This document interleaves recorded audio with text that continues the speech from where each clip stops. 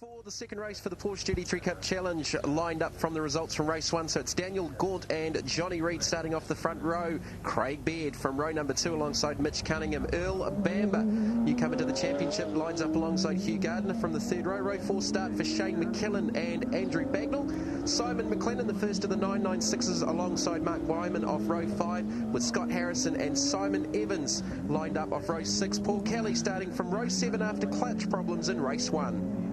Well, it's a somewhat unfamiliar grid for Craig Baird, starting off the second row for race 2 for the Porsche GT3 Cup Challenge.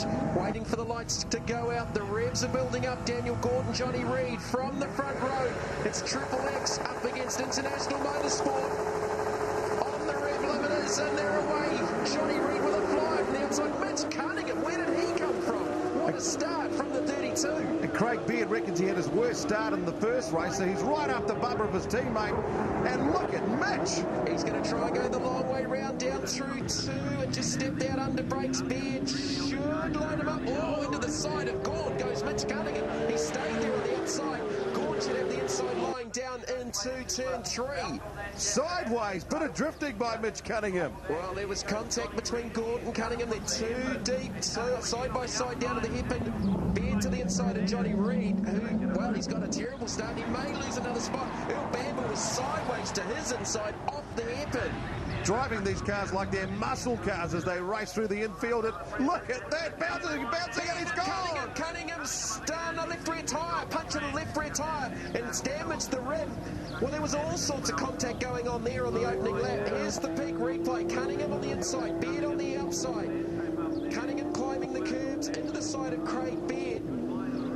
Well, we've seen a fair bit of contact in the opening 2 rounds of the Porsche GT3 Cup Challenge, and Mitch Cunningham's race is over. Well, I know that Craig Baird gets out of a V8 and then jumps into a Porsche. Looks like Mitch Cunningham's got out of a V8 Ute. Now, and where's Craig Baird? Craig Baird's limping around in back of shot. He's carrying damage as well. So the two that got together, Cunningham definitely with a flat left rear tyre. What is the problem for Craig Baird? He's done a right front by the looks of it. Look at that, Right rear tyre for the man butcher number 1. Talk about aggression. Talk about aggression into there, and he's got it into the pits.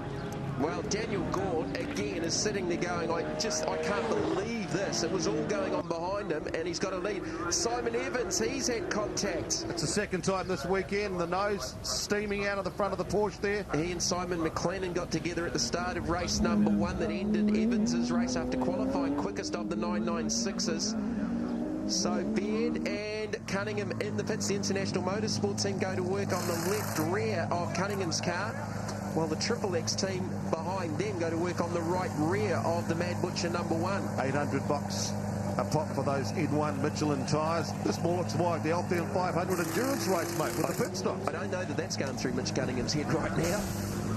I don't think he's worried about the cost of a tyre as he lights up the Porsche out of pit lane. The cost of losing some valuable points, though, with the Bengal with Beto. Yeah, well, Craig Baird is out and ahead off that pit stop and dropping them to the tail of this field. 10 laps. Gaunt, Reid, Earl Bamber now up into the 3rd position, his second ever race. Hugh Gardner up to 4th. Yeah, Gardner doing a good job. Started from the rear of the grid for race number 1 and worked his way up into the 6th position. And that new for him 997 Cup car that came out of the Asian Carrera Cup Championship. And he's doing a good job, nice and straight, not too much understeer or oversteer. There's Earl Bamber in the Outlaws bar.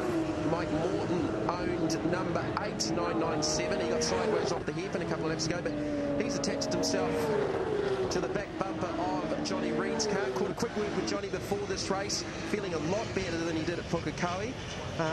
He's just suffering from a mild form, the doctors believe, of glandular fever, so he's really been under the weather. Also been talking to John Crawford of the team at Motorsport Solutions, just from the Formula 4 days, looking at the shocks for the Porsche and just trying to get probably a bit more drivability through the infield here. Yeah, still not entirely happy with the race car after race number 1. They had a few little setup issues. They had a damper go away at Pukekohe, and he feels he's got similar issues here at the moment. They just can't get a handle on their shock setup for this race car. Now, he had Craig Baird all over his bumper in race 1. Now he's got Earl Bamber all over his bumper. Just keep a look. You'll see the brake lights coming on, but the old left foot braking as they just touch the old the brakes. going through the corner to bring the inside of the car around. And you see that more so with some of the guys from karting, as Mark Wyman's carrying some damage. I would suggest the right front corner of Evans' Banklink Porsche versus left rear corner of Wyman's Silver example. Yes, I would say that would be a pretty good sort of guess. Just sort of patch them together. There's Earl Bamber having a look down the inside. He's taken over the role of Craig Beard from race 1. Well, we know Earl's quick. Earl will get into something and be quick. He literally got into this car for the first time on Friday afternoon and testing the second testing session. Didn't even know how to start the car. And then they had a few little dramas out there, but he's just, again, steadily finding time and getting quicker each time out. And he's running with, a 2-time round winner from last season in these cars. Question is, can he get past though? I mean, he's obviously jumped in the car and he's driving it like an outlaw. And he's actually set a faster lap time than Johnny Reid as well, a 25.0 for Bamber. He's only a tenth and a half slower than the race leader Daniel Gaunt, so he's definitely gaining speed as he gets more seat time in this race car. Just pinching a right front there.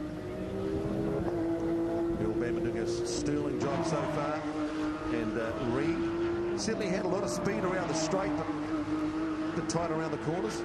Yeah, so maybe they still haven't quite got a handle on that race car setup. You can see him just trailing that brake. So coming back to that left foot braking, a lot of the karters will carry that into the bigger size cars. Bamber's just run over the tail light left there by Wyman. Oh, he might be lucky to get away with that and not puncture a tyre. That's the key thing, isn't it? You don't want to get the debris on the track that can cause the punctures. Greg Murphy and Fabian Coulthard, both left foot breakers. We have a look at the peak replay, and there's the tail light assembly. Shattering underneath the right front tyre of the Outlaws bar number 8. Yeah, Fabian Coulthard and Greg Murphy are both left foot breakers in V8 supercar. And both of them have a karting background. So it's not like they're actually touching the brakes to slow the guy down or put the guy off when they're right on his bumper. It's just because they're actually just keeping that foot hard down, touch the brakes with the left foot, and that just brings the car, the attitude of the car, into towards the corner more. Craig Beard in the 10th position. What a start to his championship campaign for the 10-11 season in Porsche GT3 Cup action. Beard continues on. Daniel Gaunt is the race leader. We'll be back with more from Christchurch with the Porsche GT3 Cup Challenge.